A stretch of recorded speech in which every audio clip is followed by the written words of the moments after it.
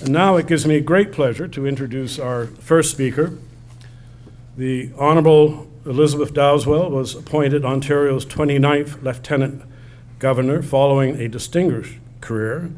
Her honour is an accomplished civil servant and is passionately devoted to the advancement of humanity. She cares deeply about the environment, which she considers the fundamental basis for life on Earth. She has led provincial, federal, and international institutions and has served on the boards of corporate and nonprofit organizations. Her years as an Undersecretary General at United Nations profoundly shaped her worldview and continue to inform her thinking. As Lieutenant Governor, the focus of her mandate is Ontario in the world. She listens to Ontarians and engages them in meaningful dialogue about what they can contribute and learn from others. Her honour's aim is to bring multiple perspectives to the table, encourage innovation, and cultivate new ideas for the betterment of Ontario and the world.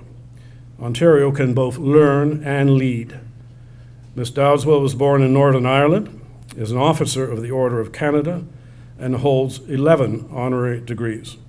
Ladies and gentlemen, mesdames et messieurs, please join me in welcoming the Honourable Elizabeth Dowdeswell, Lieutenant Governor of Ontario.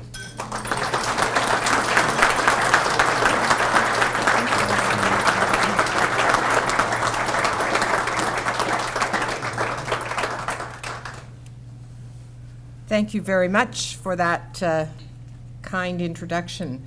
I must say that I always stop and pause when I hear that introduction because it sounds like someone else altogether. Minister Murray, members of the Board of Directors, distinguished guests all, ladies and gentlemen, mesdames et messieurs, may I first acknowledge Toronto as a sacred gathering place for many Aboriginal peoples of Turtle Island, and I want to specifically recognize the long history of First Nations and Métis peoples in Ontario, and to show respect today to the Mississaugas of the New Credit. I'm delighted to join you this Saturday afternoon for the centenary celebration of the Georgian Bay Association. 100 years of environmental stewardship is certainly no mean feat, and definitely something to be celebrated.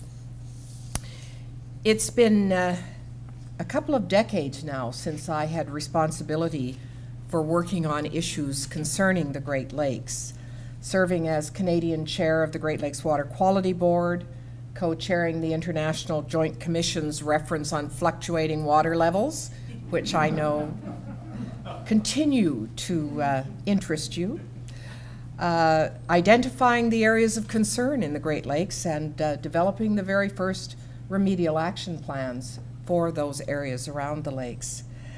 I have no doubt that Minister Murray will speak to us about the progress that has been made, but as well the challenges that we face collectively.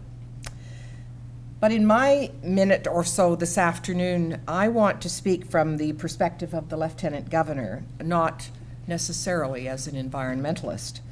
I want to say a few words about this remarkable body of water with which you have a deep connection, Georgian Bay. The Ojibwe called it Spirit Bay. The Hurons referred to it as Lake Atikokan. Samuel de Champlain named it La Mer Douce. Royal Navy Captain William Fitzwilliam Owen called it Lake Manitoulin. And Lieutenant Henry Bayfield named it Georgian Bay, home of the largest freshwater archipelago in the world, home to a UNESCO-designated biosphere reserve, and Fred Varley of the Group of Seven spoke of wanting to paint sunshine and burning golden leaves and blue waters and laughing faces. Even Stan Rogers found a moment to develop a song about Georgian Bay. For it is one of the most beautiful regions in all of Ontario, if not in the world. And the imperative of protecting it is why the Georgian Bay Association is now 100 years in existence. In the last 18 months, I've, as Lieutenant Governor, had the privilege of meeting and listening to Ontarians wherever we live, work, and play. And from those experiences, I want to share two highlights. The first is that when I hear from people, especially young people, about their priorities and about what they think I might shine a light on, a healthy environment is often what comes first.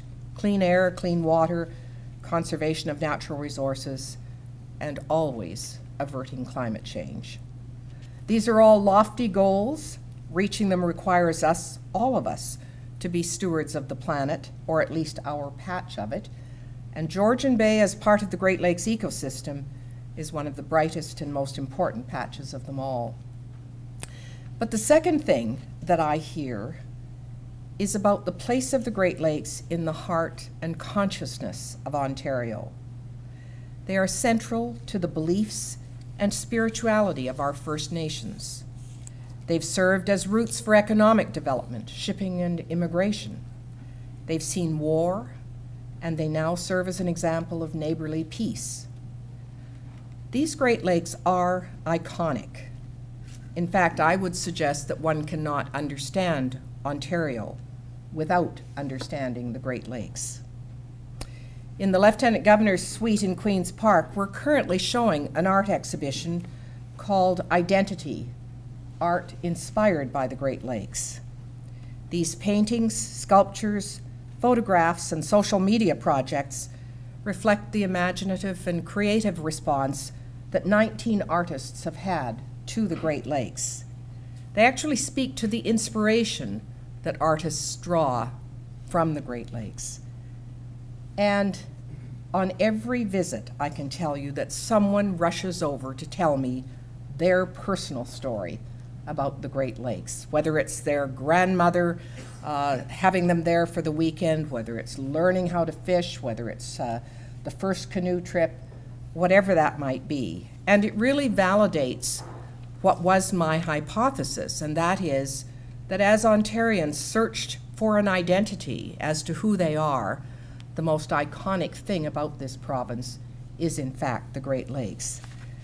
We brought today copies of the publication of the artwork and the statements of the artists about what actually inspires them about the lakes on a daily basis, and I hope you'll take a copy home with you. You can, in fact, visit it on the website, but I hope you'll come and see it in person. It's still going to be up for a little while longer.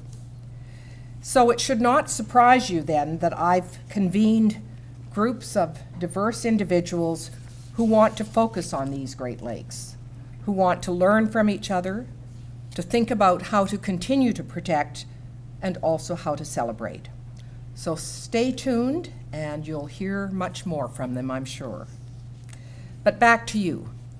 The Georgian Bay Association sits neatly at the intersection of those two themes of environmental stewardship and of the role of the Great Lakes in defining the identity of Ontario. As we honor your accomplishments today and look forward to what lies ahead, I encourage you to continue in your efforts to protect the fragile and finite water and land resources of this most magnificent bay.